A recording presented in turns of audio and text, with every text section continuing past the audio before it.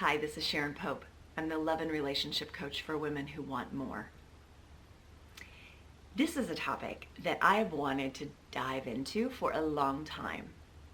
And even though it's fairly simple, it's actually kind of complex to explain. So that's why it's taken me so long. But now's the time. And it is the single biggest relationship mistake that every single one of us makes. And we make it in virtually all of our relationships in one form or another. And so if you can get this, it will change everything for your relationships. It is literally the single biggest lesson that I have learned from my greatest spiritual teacher, which is Abraham Hicks. So enough build up. Here's what it is. The single biggest relationship mistake that we all make is some version of, if you would be different, I would feel better. Now, you may not get that right away. So let me dive into this a little bit. Let me make it tangible for you. If I walked up to any woman on the street today and I said, do you think you can change a man? I think probably about 90% of the people would say, no, you can't change a man.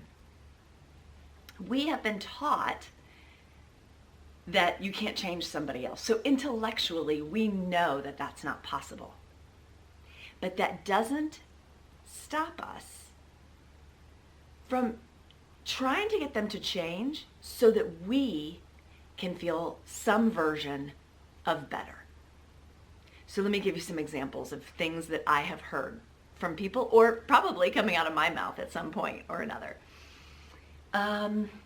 Things that we might say to our spouses, like, you know, if you would listen to me, I would feel more understood. And some of these, you may not even say the words. We would, if you would listen to me, I would feel more understood.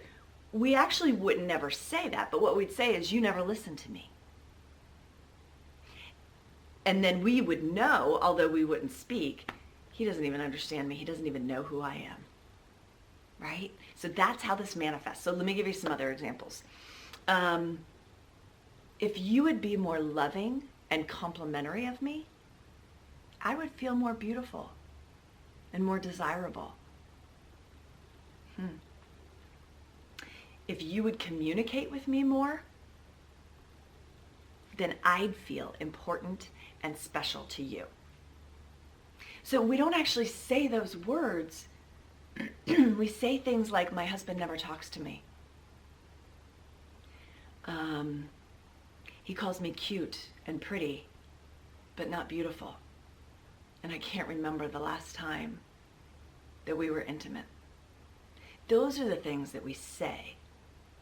But what we're doing and the way that we're showing up in that relationship is trying to get them to be different so that we can feel better. So let me give you some examples that I've heard from men. Things like, if my wife would realize how hard I work to support this family, I'd feel more successful. If my wife wouldn't be so critical, I would feel more appreciated. Or if my wife would be more affectionate with me, then I would feel more loved. So again, no man is going to say it like that. But that doesn't stop us from trying to get everyone around us, particularly those closest to us, to be different so that we can feel better.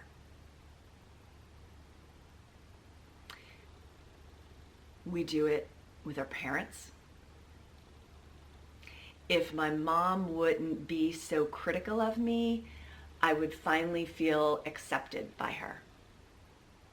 If my father wouldn't be so negative, I'd want to be around him more. We even do it with our kids.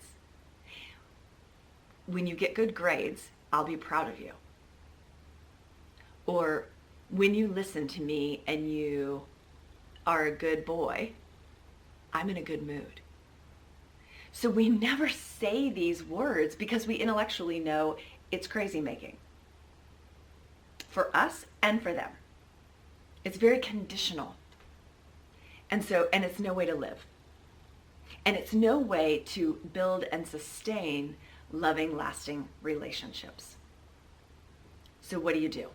Okay, so now you know, okay, we do this. We want people to be different so that we can feel some version of better. And most of that is because we haven't taken total responsibility for ourselves and our own happiness and getting really intentional about how we want to feel. Okay? So here's how I use this in my own life. So for instance, if there's something that I need or that I want from my husband, that can be something like affection, it can be something like a glass of water. If I need something, I just ask for it. I just ask for it in love, and I don't make it mean that there's something deficient in my husband because he couldn't instinctually know what I needed. Like, I'm going through a hard time. He should realize that he should be more patient. He should be more loving. He should be, I don't know, less selfish. I don't know. And neither does he. So if I need something, I ask for it. I'm telling you, it's a heck of a lot simpler. The other thing that I do is that I really have let the people around me off the hook for making me feel good. It's my responsibility to make sure that I feel good in my life. So every day I want to feel as good as I can, and I do whatever I can to feel really, really good. I can do that because I know what brings me joy. I know what makes me feel good, and so I can do that. And then the last thing that I do, and I'm telling you that this has made all the difference in some of my most challenging relationships, and that is just accepting people exactly as they are. Now, this sounds easy. It sounds like something that we would all want to do. But when you really can just love and accept people where they are, as they are, knowing that they're doing the very best that they can, even if you want more from them, even if you want better from them, this is where they are. Even when it tests the heck out of your patience, this is where they are. Now, we get the opportunity to set healthy boundaries so that we can feel good.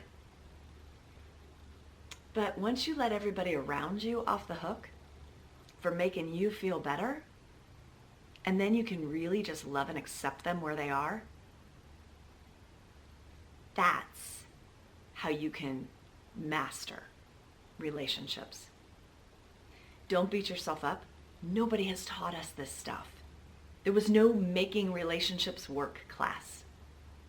So we get these little nuggets of truth, and see what you can do with this particular nugget. I would love to hear from you in the comments or the notes below.